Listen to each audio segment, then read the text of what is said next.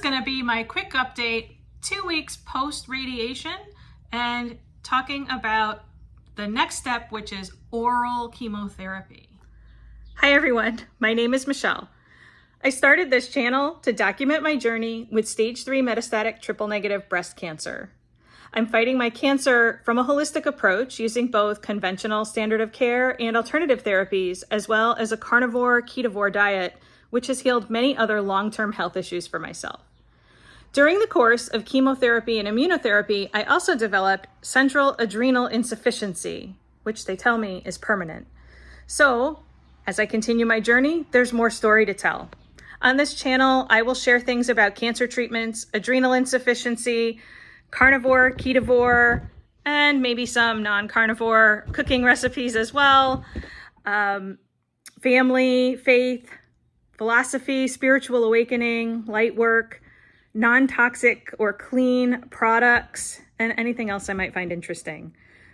Thanks for following along on my journey, and please like, subscribe, and share if you find anything of value. Thanks so much.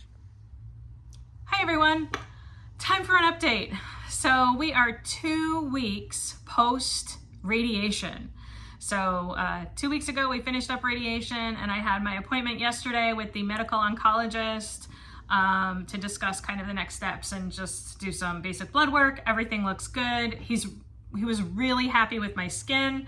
Again, this was the worst area of irritation from the radiation, and it's just a little pink. It doesn't hurt at all.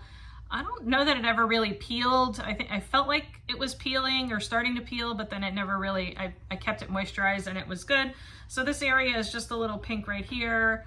Under my arm is just like tan at this point.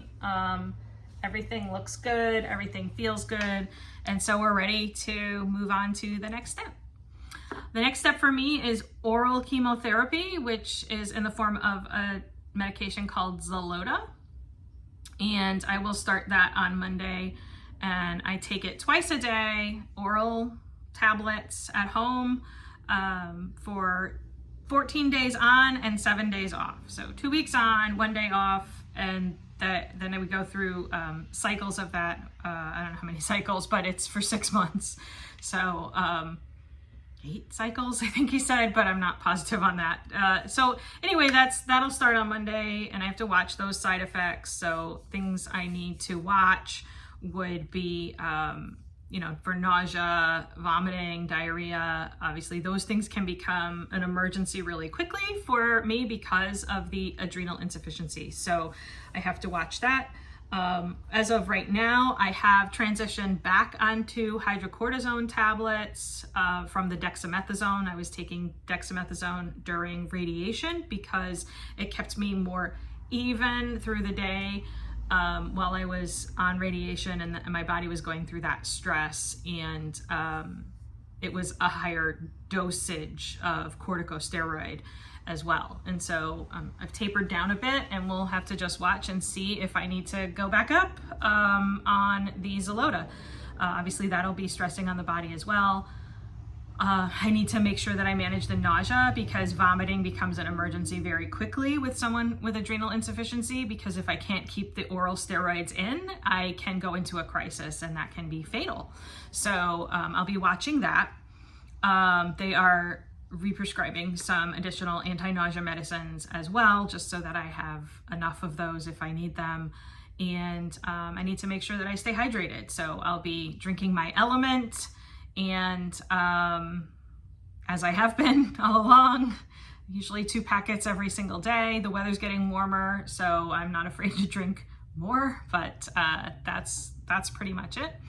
And I see the endocrinologist next week, so obviously I'll be asking her about this as well.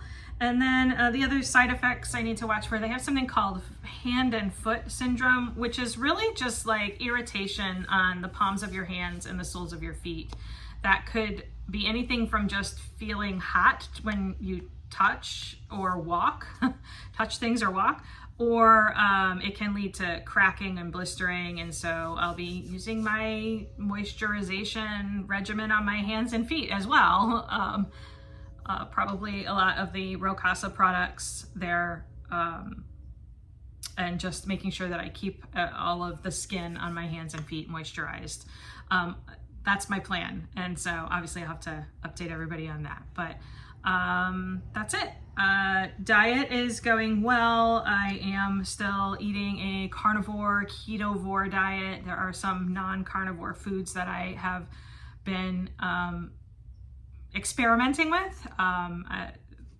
For instance, I ate some nuts. I had some like almonds or almonds and pecans last week, and some naturally ground, fresh ground peanut butter, just as a kind of a snack, and also experiment to see if I can do that, because one of the things I've noticed when traveling is that there's not a lot of carnivore items that you can just grab in a gas station, but there are usually just plain salted nuts that you can grab in a gas station. So I wanted to experiment with that a little bit. That would make traveling easier, to not have to carry quite as many carnivore snacks with me, especially because like I'm not taking hard-boiled eggs on the plane and or even on a road trip, because they don't smell so great when you open them in the car. So things like that is what I've been experimenting with, and I have noticed that I seem to have a correlation that I will get a headache a day after I eat nuts. So we'll be not eating nuts for a while, and then we'll probably experiment with that one more time to see if it causes a headache again. But other than that, that's my update. Back on hydrocortisone. Oh, on the hydrocortisone, I have noticed that I needed to increase my pantoprazole again back to twice a day. It's still only 20 milligrams, but it's twice a day. I do think that the hydrocortisone just irritates my digestive tract, starting at the top, a little bit more. So I have a little more reflux. And if I remember correctly, I acclimated to that okay, because I think I had transitioned to once a day before I switched to dexamethasone, but dexamethasone did not irritate reflux, and the hydrocortisone does. So that'll be something I'll be talking with the endocrinologist about as well.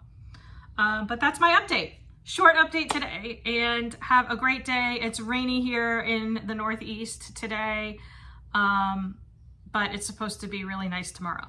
So have a great weekend. I almost forgot, hair growth. So we are 5 months on Sunday, this coming Sunday. So today's Thursday. So in another 4 days, we will be 5 full months post chemotherapy. The last chemo treatment was December 26th. And actually, yes, it's this Sunday is May 26th. So today is Thursday, May 23rd.